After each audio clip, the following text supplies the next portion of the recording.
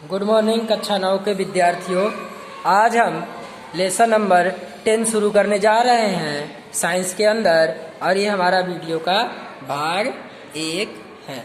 देखिए स्टूडेंट, अध्याय 8 और 9 में हमने पढ़ा कि वस्तुओं की गति के बारे में पढ़ा, तथा हमने ये भी पढ़ा कि बल को गति के कारक के रूप में अध्ययन किया। हमने सीखा कि किसी वस्तु की चाल या गति की दिशा बदलने के लिए बल की आवश्यकता होती है। हमने यहाँ तक पढ़ा था कि किसी वस्तु की चाल और दिशा बदलने के लिए हमें बल की जरूरत पड़ेगी।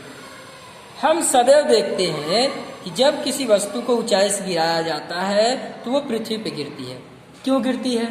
तो हमको इसी चैप्टर में आज जानना है कि किसी वस्तु को ऊंचाई से गिराने पर वो जमीन पर ही क्यों गिरती है। हवा में क्यों नहीं जाती, बगल में क्यों नहीं जाती, इधर क्यों नहीं जाती, उधर क्यों, जमीन पर ही क्यों आती है। इसके बारे में पढ़ेंगे, ठीक है। हम यह भी जानते हैं कि सभी ग्रह सूर्य के चारों ओर चक्कर लगाते हैं। चंद्रमा पृथ्वी के चारों तरफ घूमता है।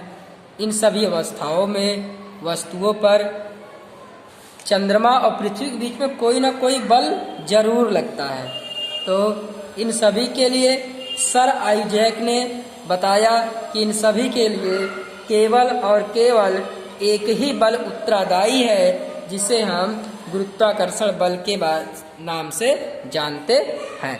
इस अध्याय में हम गुरुत्वाकर्षण बल तथा गुरुत्वाकर्षण के सार्वत्रिक नियम के बारे में पढ़ेंगे।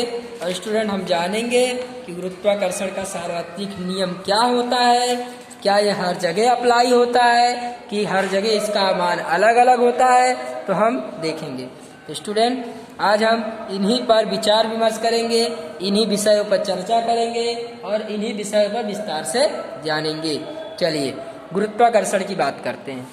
हम जानते हैं चंद्रमा पृथ्वी का चक्कर लगाता है। किसी वस्तु को जब ऊपर की ओर फेंकते हैं तो वह कुछ ऊंचाई तक जाएगा, और जाने के बाद धीरे धीरे वो पृथ्वी पर गिरने लगता है। कहते हैं कि जब न्यूटन एक पेड़ के नीचे बैठे थे तो एक सेब उन पर गिरा। सेब के गिरने की क्रिया ने न्यूटन को सोचने पर प्रेरित किया कि उन्होंने सोचा कि यदि पृथ्वी सेब को अपनी तरफ आकर्षित कर सकती है तो क्या यह चंद्रमा को आकर्षित नहीं कर सकती। जाहिर सी बात है, जब सेब पृथ्वी पर आ गिरता है तो क्या चंद्रमा पृथ्वी पर आ नहीं गिरेगा। ऐसा न्यूटन सोचते हैं, लेकिन ऐसा नहीं होता। न्यूटन कह रहा है कि क्या दोनों स्थितियों में वही बल लग रहा है। उन्होंने अनुमान लगाया कि दोनों अवस्थाओं में एक ही प्रकार का बल उत्तरदायी है।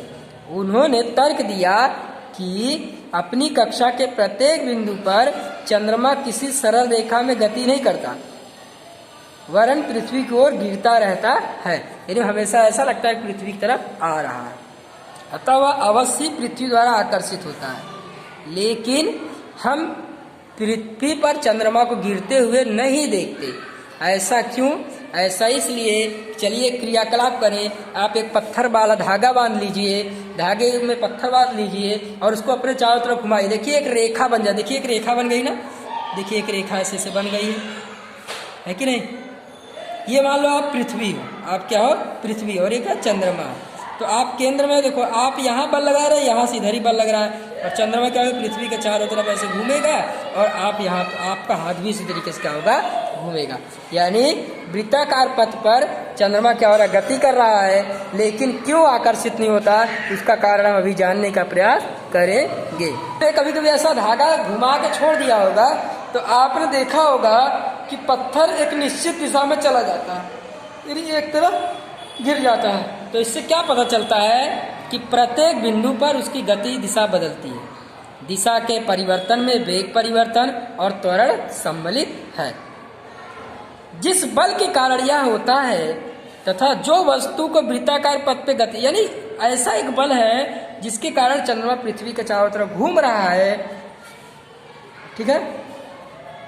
तो हम उस बल का नाम देते हैं कि पृथ्वी के चारों ओर चंद्रमा की गति के लिए एक बल है जिसे हम कहते हैं अभिकेंद्र बल इसके कारण ही चंद्रमा पृथ्वी के चारों तरफ घूमता है।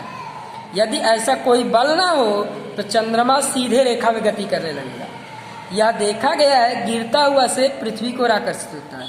क्या सेब भी पृथ्वी को आकर्षित कर? जी हाँ। यदि ऐसा हो तो पृथ्वी सेब की ओर गति क्यों नहीं देखी जाती? क्योंकि पृथ्वी का आकार क्या है, सेब की तुलना में बहुत बड़ा है, इसलिए हम पृथ्वी की गति को सेब की तरफ नहीं देख पाते।